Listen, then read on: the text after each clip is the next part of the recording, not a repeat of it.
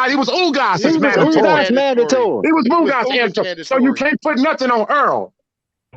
You You put inherit that the on mandatory. Ugas. When you win the That's belt, first and you inherit the foremost. mandatory. I'm When you asking inherit you, sir, what mandatory did Earl Spence ever duck, sir? Shit, he ain't fought none of them. No. Nigga, we You talk. niggas said he ducked. I want to know. Give me a name, nigga. Give You you a can't. name.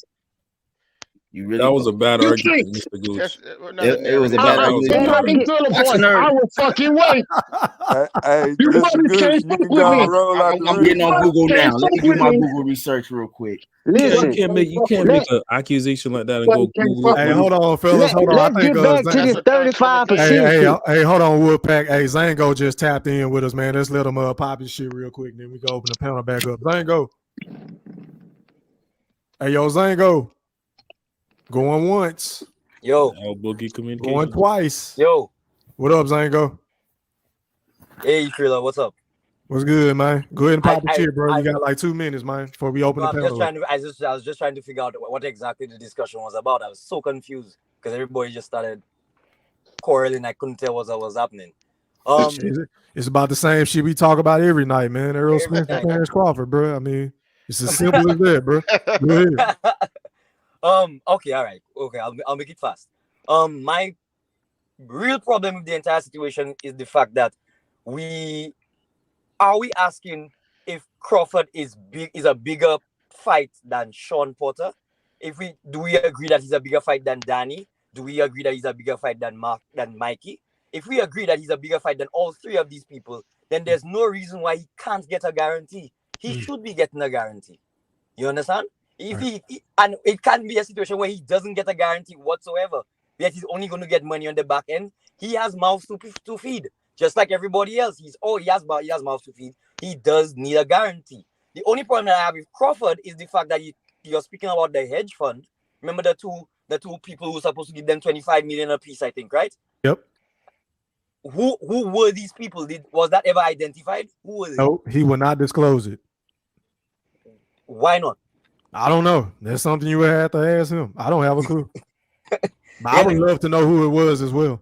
Yeah, because at least on that level of transparency, I think everybody needs to know who it is that they're getting the 25 million a piece from. Now, adding to that, if he can't get a guarantee from PBC, then I'm going to assume it's because PBC just can't get the money up for him. But if they can't get the money up for him, why could they get the money up for Canelo and all of these other fighters that they got the money up for?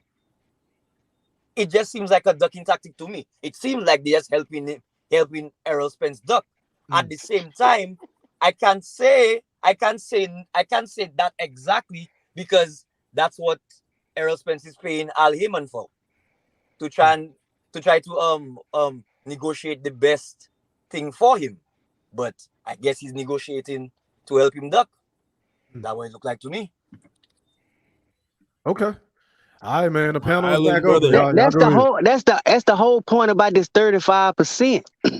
Why would you offer a nigga like that 35%, man? That's what the fuck he worth. That's why. He don't have no Nah, data. listen here. He don't have no data to show he's worth 50%.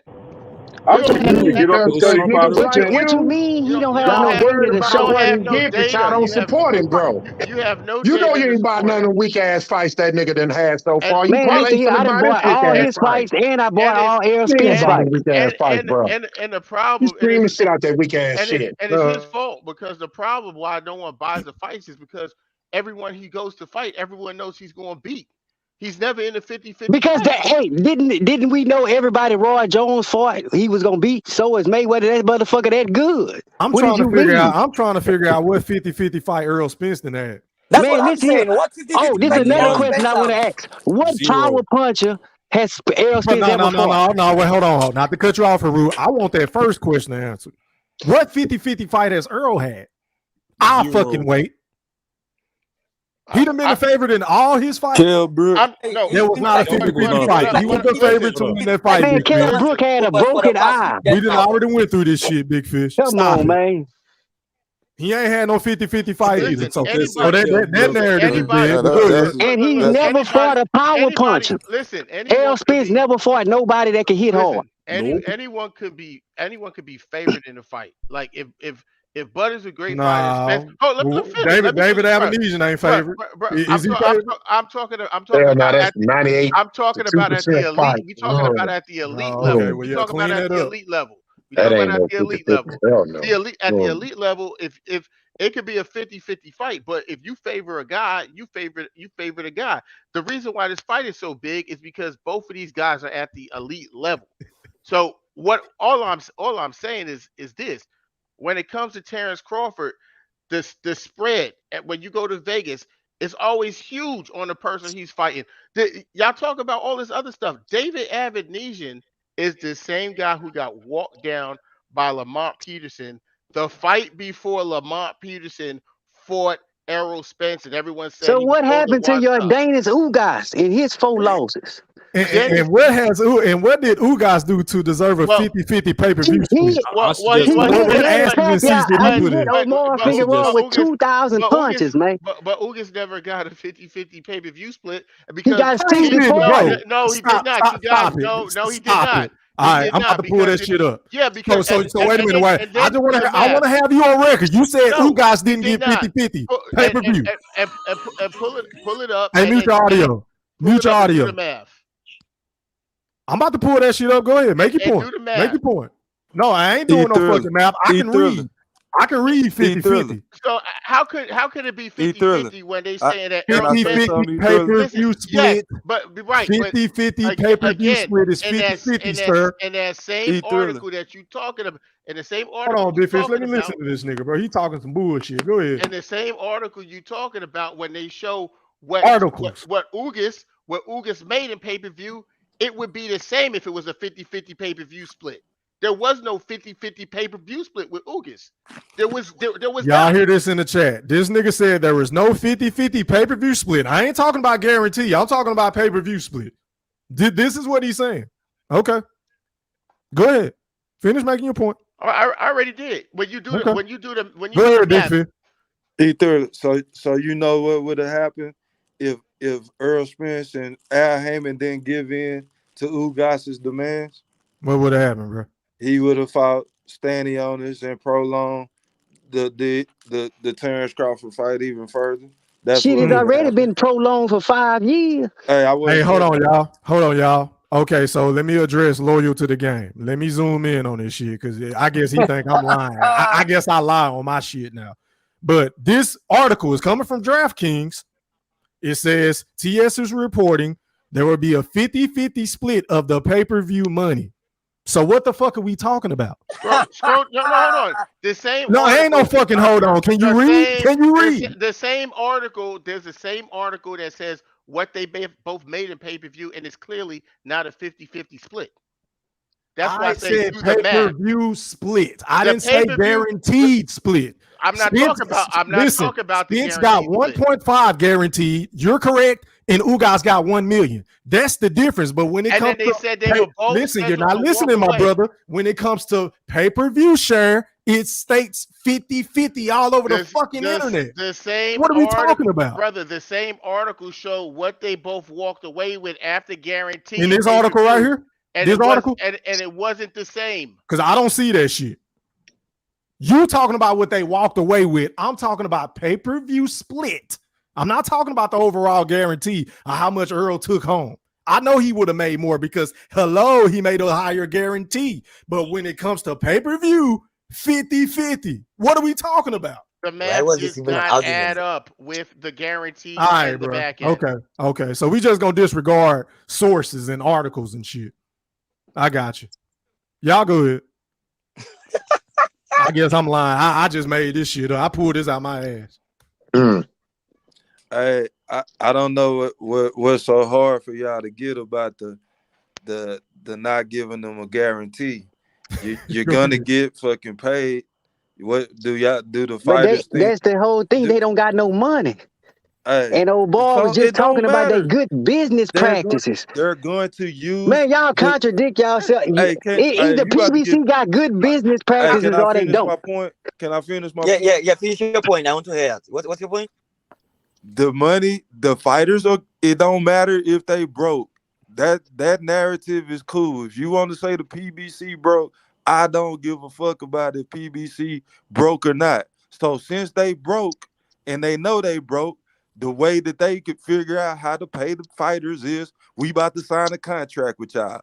It ain't no guarantee in the contract, but we have something in the contract that holds us accountable to pay y'all with the money that is generated off of pay-per-view, off of the live gate, off of the popcorn, off of parking, off of whatever, they're gonna get paid and get paid way more than a $2, $5, $7 million guarantee.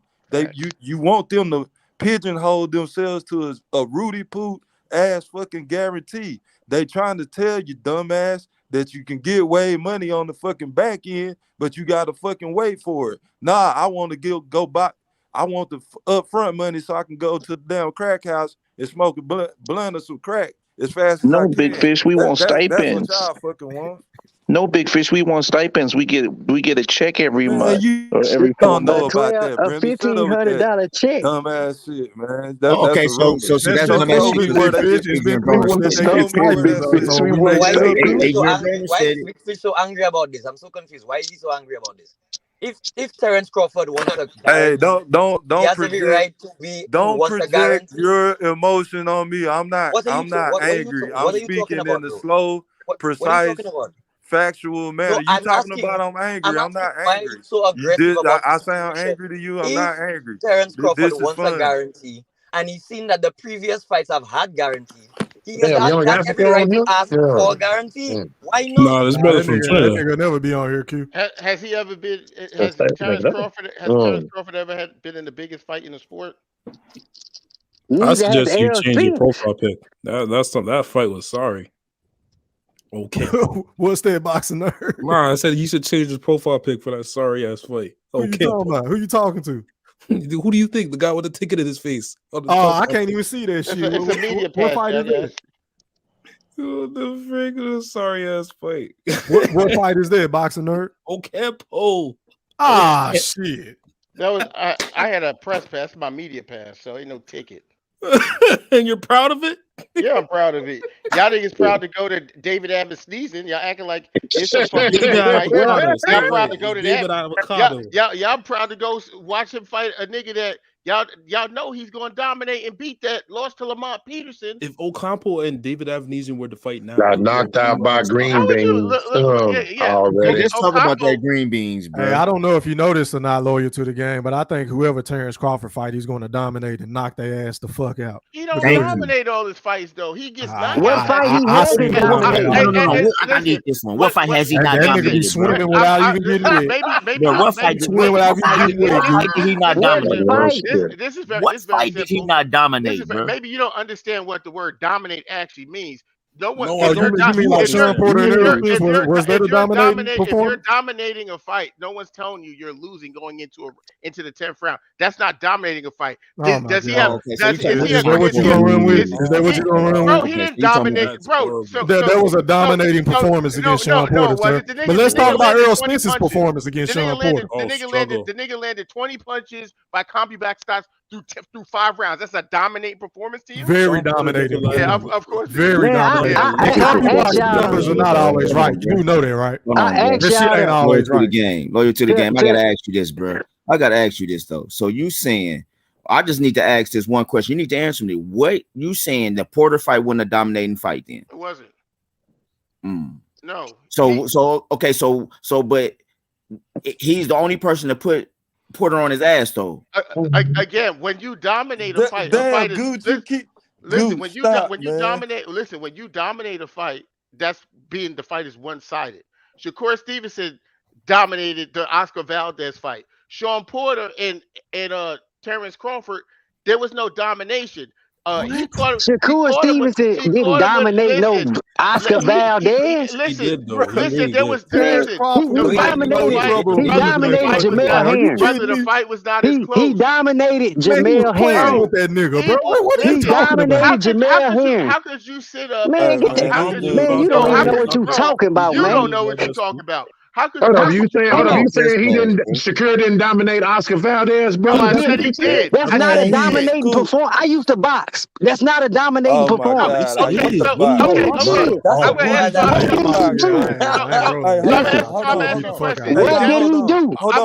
Tell me, what did he do? I'm gonna ask you a question. He dominated Jamel Herring. Hold on, I want to hear this shit, y'all. Y'all go ahead. Go ahead, lawyer to the game. Go ahead and say. Here's my question. Did Devin Haney dominate Cambosis? Did he dominate those No, fights? Absolutely. Okay. Okay. So Absolutely. E3. That's my point. When you dominate, it's a clear, decisive. You can look and say clearly decisive. who is winning the fight. But not getting hit. Shakur just didn't get hit versus Valdez.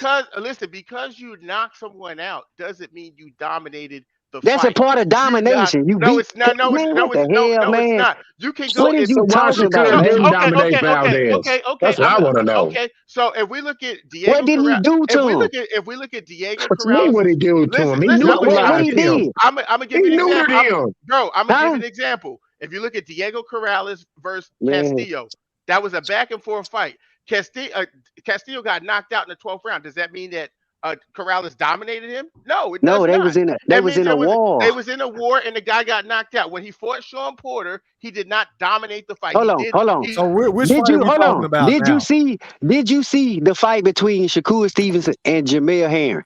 That's a dominating performance. Oh, yeah, When you landed punches, you not getting hit. The man can't do. Oscar Valdez, he didn't get off, and Shakur didn't hit him much either. So here's that was just a how many rounds did Oscar Valdez win in your opinion then against Shakur? How many rounds he did? Since you trying to say Shakur didn't dominate, how many rounds did you say Oscar Valdez won? He didn't win many, but Shakur didn't do nothing. No. That's what y'all not I'm asking you, how many saying. rounds did you give Oscar Valdez? I don't want to hear that. Man, Shakur put on a good defensive performance. That's it. No. I'm asking you a specific question, sir. How many rounds did Oscar Valdez win against Shakur? Because you don't lose rounds don't mean you dominate. Like what is y'all even talking about? Don't lose rounds doesn't mean you didn't dominate. Do you talking about, bro? How you man, y'all motherfuckers slow, man. So Listen, if you win if a person, fight, 10 so rounds if you win to 10 2. rounds out of 12 rounds, that means you didn't dominate. but how many punches do you my land God. though? Man, I don't even know what y'all. Matter? Listen here. You make it Hold on. I walked his ass into that shot, boy. He walked Did into Mayweather dominate Carlos Baldomir? No, but he dominated a Toro Gotti. That's two different performances. He didn't get hit versus Carlos Baldomir, but he didn't land no punches Dominated either. both of them. He Man, get the fuck out of both of them, Y'all bro. don't even know what the fuck y'all talking about, man. Stopping someone and dominating someone are two different things. You got them mixed up. That's what I'm saying. You don't know Man, what's the definition of domination? I don't even know what man. What does domination mean? Listen, Floyd Mayweather and Baldomir, and Floyd Mayweather versus Gotti. Floyd Mayweather that's like didn't saying land Floyd Mayweather no punches. Did Floyd Mayweather dominate Canelo Alvarez? No. Okay. Are you serious? What? Wait a minute, what? Hold on. Are you serious? He did. Are you serious, man? Hold on. Wait a Man, minute. they can't handle Loyal that, to the bro. game. Hold on, y'all. I got to make sure I heard this. Loyal to the game. Could you ask that man that question again? I asked you, did Floyd Mayweather dominate Canelo Alvarez? Absolutely not. He did. What the There you go. Why not? Why not? I mean, Is this a fucking joke? Somebody tell me this is a fucking joke. Tell somebody. Is it a joke? I have the definition for domination if everybody wants to hear Yeah. Canelo didn't win. I don't even know what to say, man. What does domination Let me read what domination means. Let me He got to see blood. That's I don't know what to say. I got to go on that one. No. If that wasn't a dominating performance, What does it mean? When they tried to give a split decision, even Canelo knew that wasn't right because he got beat every but it round. wasn't dominating. Bro, that was a great what he wanted to do with him. What are you talking about? Read that meaning for domination. Canelo couldn't touch that nigga, bro. The exercise. Man, he clowned Canelo, bro. He did what he wanted. He played with him for And 12 he stayed rounds. in the pocket. Man. Canelo was an oversized. I'm gonna have to question your boxing now. I'm gonna have to question your if you go boxing now. watch Roy Jones, Oh man, bro, you want to talk about Earl Spence fans? And obviously, you don't know your boxing IQ. I ain't tolerating no Floyd Mayweather slander. Listen, if you watch Roy Jones versus Richard Hall, that's a dominating performance. I don't know what a dominating performance is. What? I don't think you know what a dominating performance is. I didn't put on dominating performance. Post calling Terence Crawford. It was dominating performance. Wait. You got a superstar boxer on the panel let me get this straight. So a dominating performance has to do with rounds won, punches landed, and the punches that did not get landed on you. That's what we're saying. That's a whole. He just summed it up. I don't understand what y'all don't get. Okay, so let's apply it to Sean Porter versus Crawford. That wasn't Was it not a Sean dominating Porter performance? versus Crawford. That wasn't a dominating performance by Crawford. Why? Because it just wasn't. I just said that you disagree with I just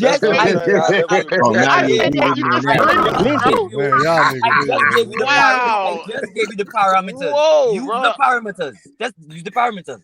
Bro, you just argued me on that.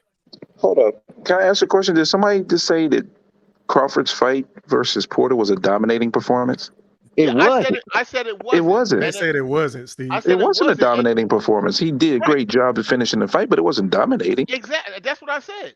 That's exactly what I said. I was just checking. Yeah, I'm that's sorry, the guys. only one I agree with you on, boss. But the other ones, I don't. I don't know what's hard.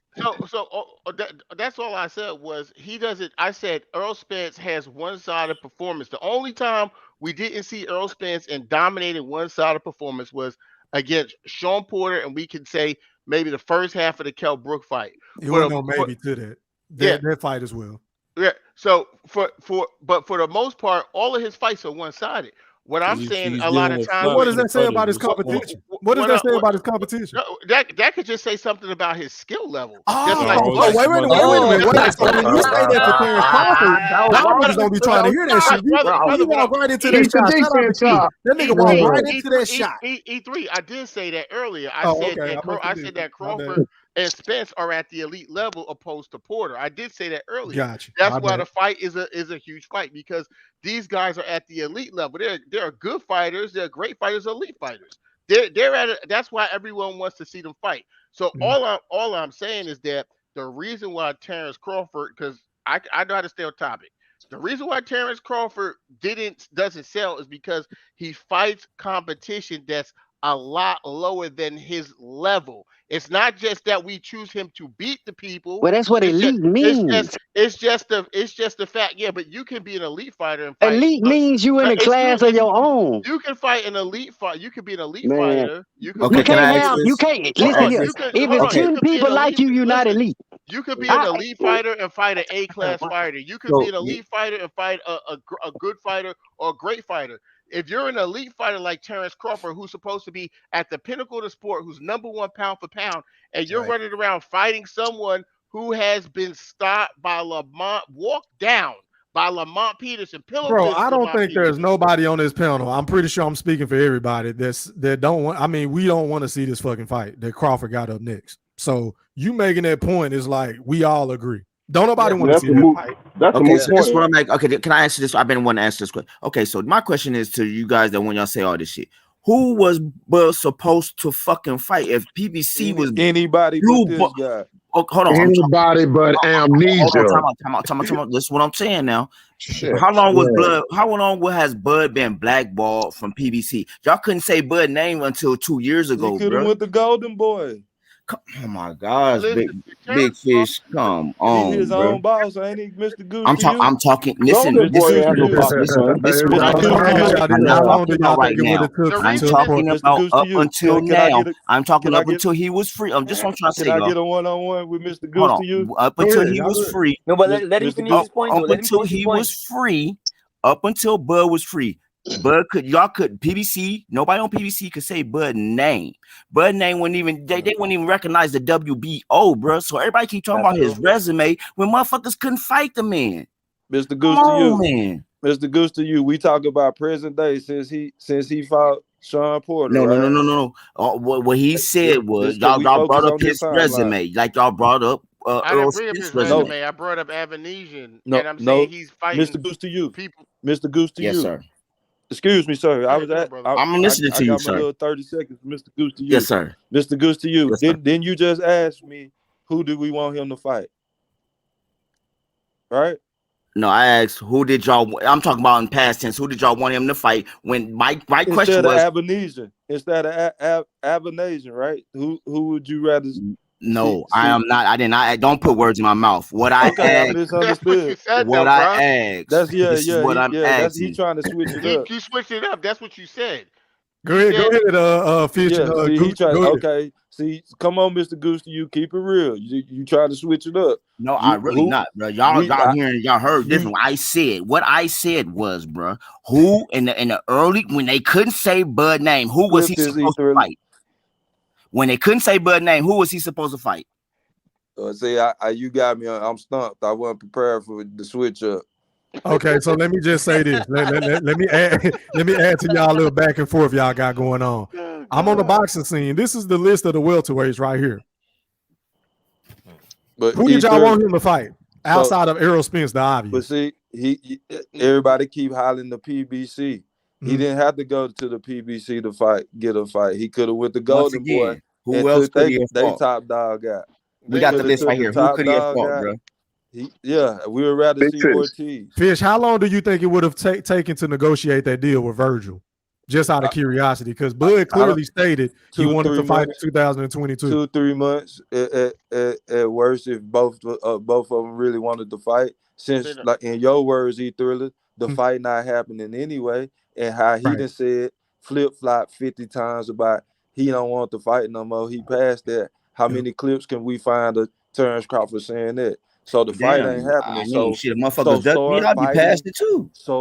start fighting the next best A-level fighters. Terence Crawford is elite, fighting C-level. Okay, so hold on. Okay, y'all A-level. Okay, you coming for me? Y'all A-level fighters price themselves out. Did they or did they not? What you saying, y'all? I don't. Okay, the A fighters against Terence Crawford priced themselves out. Did they or did they not? Who? Yeah, you got to be specific. Pacquiao. Did Pacquiao did not price himself out? Did price himself out? Or do you hear yourself right now, Mr. Goose? Pacquiao priced himself out against Terence Crawford. That's fucking funny, bro. How much did Pacquiao ask to fight for Bud? 40 million. He wanted 40 million during a motherfucking pandemic. What okay, how much did and then how much was he gonna fight how much was he gonna get when he fought Earl? They never even said guarantee of 10. It's okay. So once again, where am I crazy at? Okay, let's talk about Danny. How much did Danny off? How much was Danny asking?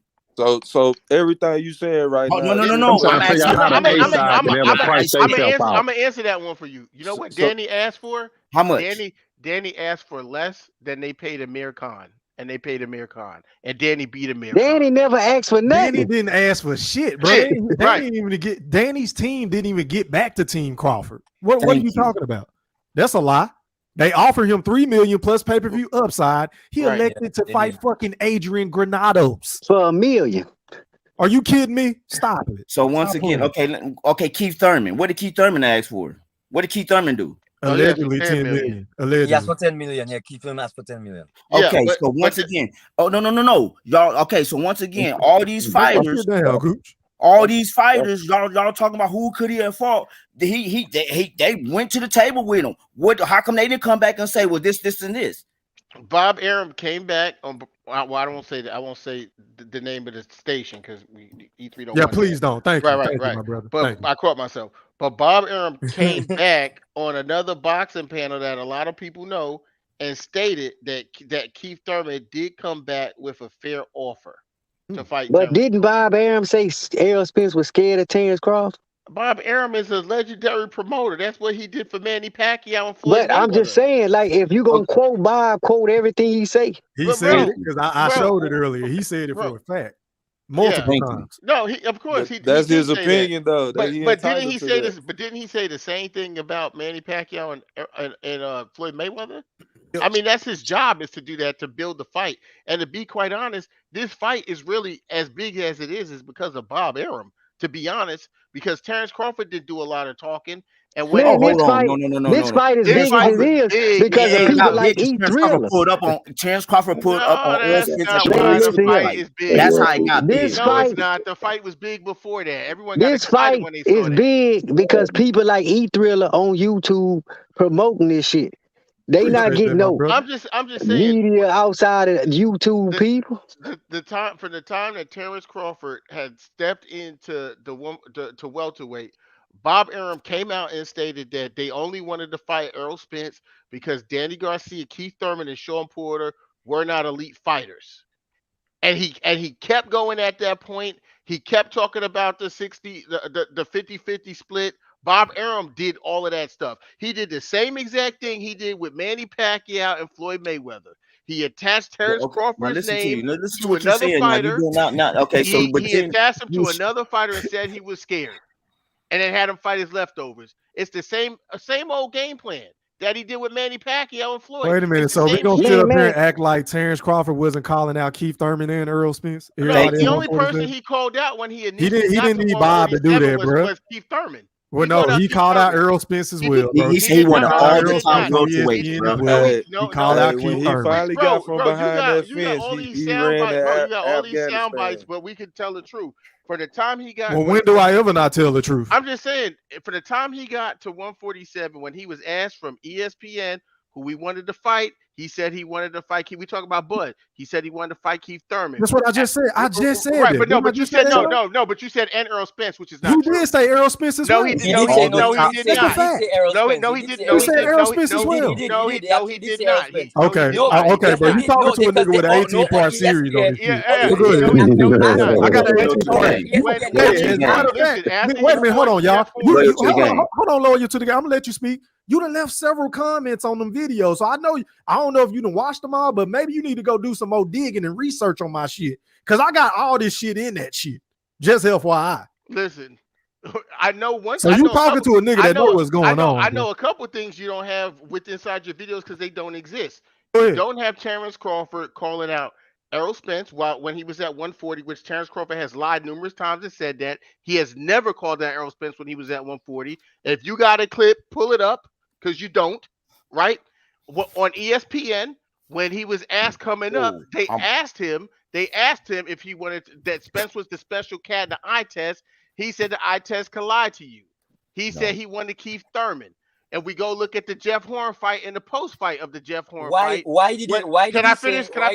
When he went to the Jeff Horn fight in the post fight interview, and they put the mic in his face and they said, Terence Crawford, who do you want to fight next? He said, I want all the champions, make it happen.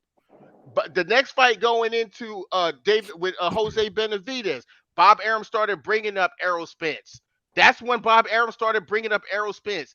After he knocked out Jose Benavidez, the world waited for Terence Crawford to say Errol Spence by name in the ring. He said, Bob, I want to fight all the champions. Make it happen. After Errol Spence did not knock out Mikey Garcia, and Terence Crawford said, you hit him with over 300 punches, it did hurt his feelings.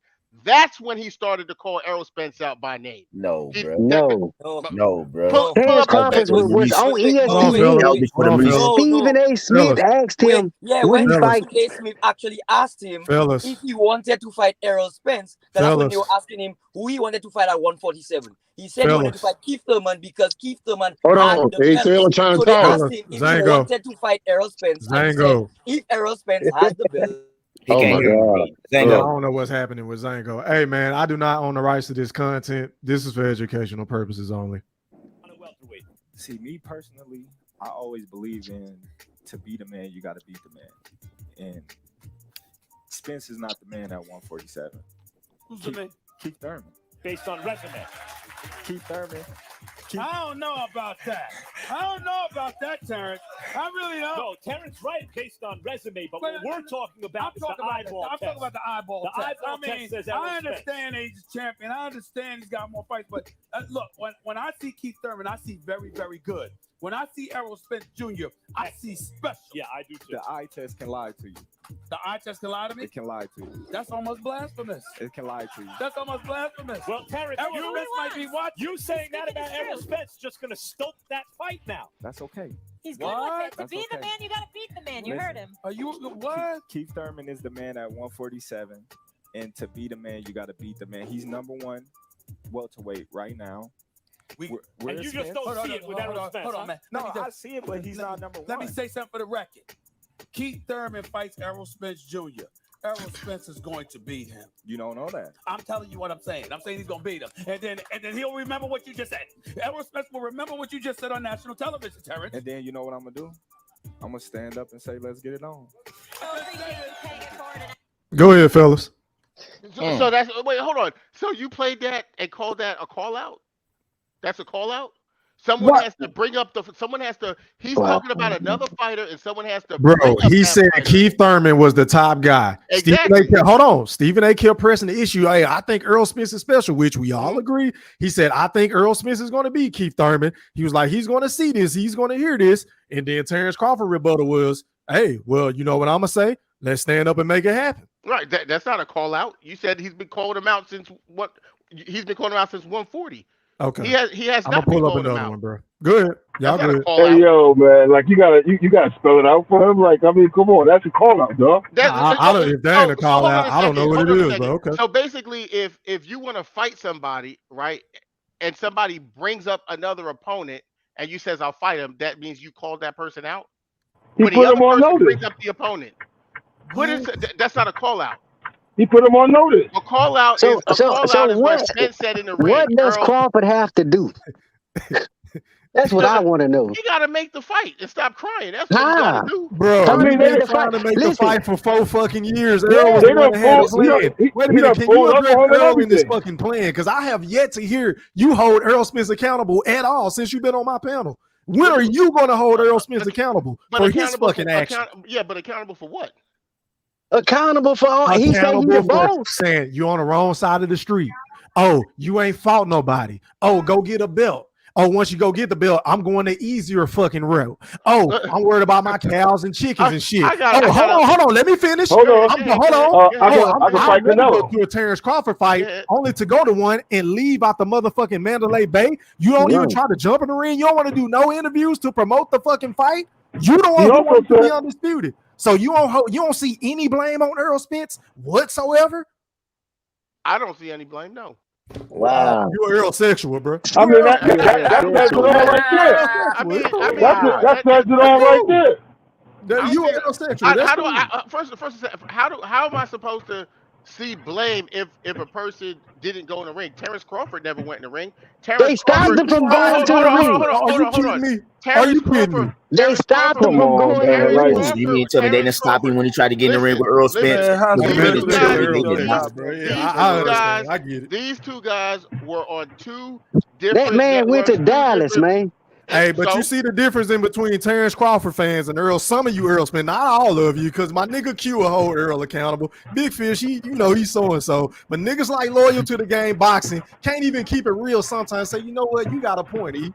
Like That's I not just a said up fan. here, I criticized Crawford plenty of times on my channel. Plenty of times. Listen, there are things that I have held Errol Spence accountable for. The things And I just asked you, and you just said you had nothing to hold him accountable for. The things that you're asking me to hold him accountable for, I'm saying So, I don't see a problem. I got a question for Please, you. hold on. I got to hear this. Please share. Tell me what you hold him accountable for. Well, first of all, I hold him accountable for him saying that he wouldn't fight Keith Thurman because he don't have. I don't feel like he has the right. I feel like he don't have the right to do that. Okay. What else? So I don't think that's right. I hold him accountable for the way that he carried himself into those fights with Mikey Garcia and Sean Porter, not training, drinking, being unprofessional and being unprepared. I hold him accountable for that. I hold him accountable during the Mikey Garcia fight when he said he didn't even do his workout or anything like that. There are things things as boxing, things that are relatable to boxing, I will hold him accountable for. The same way, because as soon as I got on this panel, I heard you guys brush the fact that you guys just caught Terence Crawford lying about in that interview when he was communicating with BLK Prime, and y'all didn't hold him accountable. Y'all just said, "Oh well." What did he lie about? What did he lie about? Well, he basically what he stated earlier was the reason why he took that fight was because this fight was taken. The fight with Spence was taking too long. That's the truth. It's the truth. I said that in the article though, bro. I read the article earlier. I'm not They sure. got January 2023 and February 2023. I got a question for you. When was Terence Crawford's last fight? In November. Okay. So it was in November, right? Yep. Oh man, we about to go down this road. No, he was I already know what he's doing. Hold on, let me hear him. Cause I'm about to kill this shit. Go ahead. He was a free agent since November. Right. He started negotiating everything that Terence Crawford did from the time that he became a free agent was he tried to go every single direction except going to the PBC to make the fight. He went to Dubai to go with Canahan. When all of that shit blew up, Then he finally made his way in June to go speak to the PBC to make the fight. This guy could have gotten a tune-up fight. He could have did many things in between November to June in his boxing career. Why is he fighting in December? Secondly, if this guy's in the biggest fight in boxing, and this guy is also I stating thought you was that asking the question, so you're making a statement. Okay, go ahead. if this guy is in the biggest fight in boxing, if this guy is in the biggest fight in boxing right now, and they're telling him that the fight's going to be, January or February, it might because they were trying to avoid the March Madness stuff so they could get all the revenue. Yeah, it'll be stupid to fight in February and then March. Yeah, that'll be dumb. Super Bowl, March Madness. We all know this from the past with Floyd Mayweather. Floyd Mayweather has said, and I hate to use the words he say, in a fight of this magnitude, in these huge fights, these huge pay-per-view fights, it takes a lot of time to do promotion for these fights so you can reap the benefits. Okay, so you've been. I thought you was asking the question, but it sounds like you're making a statement. So let me ask you something, because you just stated that Terence Crawford has been a free agent since November of last year, correct? Correct. Okay, so if Errol Spence, along with Al Haymon, his advisor, is the fucking A side, meaning they the ones who they running shit in negotiations, right? Then why did it take so long for them to even have a sit down with this man? Why did it take until May? Nigga, that's 6 or 7 months, bro. What the fuck? And the first offer was in August. The first offer was sent in August. I didn't even say nothing about the offer. I said to sit down with the man. But you got to take care of your own business first. He had a unification. Oh, come on. Everybody knew he was gonna He had a like, what is that, yo? Like, he had a unification fight. So wait a minute. So you mean to tell me Al Haymon didn't have some sort of something in the back of his mind say Errol is gonna whoop this nigga ass? Look, and I need to be preparing for this fight, this legacy fight for Errol. What was the date of the unification fight with Ugas? April 21st. Okay, so you have April, May. So you have May. Wait a minute. You no, I'm not gonna let you do this shit. You're not going to the Pro Bowl. What? You're not going to the Pro Bowl tonight because you're deflecting. You're being Darrell Reeves. I'm not gonna let you do this. You just said that Terence Crawford was a fucking free agent since November. Cool. So in between that time, why did it take Al Haymon so long to sit down with this man? Well, he sat down with the guy after the fight was. Hold on, he doesn't work for Terence Crawford. He works. He works for Errol Spence wanted to fight. He doesn't work for Terence Crawford. Errol Spence wants to fight. That's who he works for. Rockman, I got it. I'm gonna answer him a specific question. Yes, he represents Errol.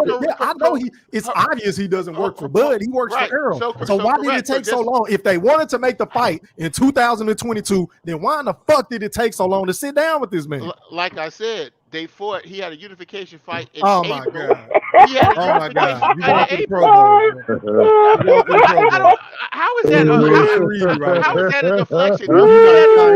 The dude had a unification fight in April, and they started negotiating. Man, that sounds like bullshit. All you doing is making excuses. From April, so you have yet to hold Errol Spence and the PBC accountable for anything. For nothing. And that's my problem with you, nigga. So let me ask you a question. So what you're saying is that Al Haymon was supposed to try to make or start negotiating with Terence Crawford. He was supposed to reach out to Terence Crawford. Fucking right. Why not? I didn't finish my sentence. So he's supposed to reach finish, out. Nigga. He was supposed to reach out to Terence. Didn't Al Haymon have a plan for Errol Spence when they met in that hall? Bro, so what you asking? Hold on. Didn't Al Haymon have a plan for Errol Spence when they met in that hall? Can he finish the first question, please, sir? No. This goes to what E-Thriller was saying. Anyway, he wanted to. E-Thriller? What you? Hold on. Didn't Errol Spence name all his opponents in a row? Bro, E-Thriller. So you're saying that Al Haymon was supposed to reach out to Terence Crawford? Listen. So I'm listening. They the A side. So what he was supposed to do was reach out to Terence Crawford before Errol Spence fought Ugas. Why not? Yes, that's exactly what I'm saying. Why not? If you really wanted to make the fight in 2022, it was a foregone conclusion in most people's eyes that thought Errol was going to beat Ugas, right? The only doubt we had was the eye. Other than that, we knew Errol was the much better fighter. So why not go ahead and start negotiating? Ugas said he wanted undisputed. He even said he wanted undisputed out there.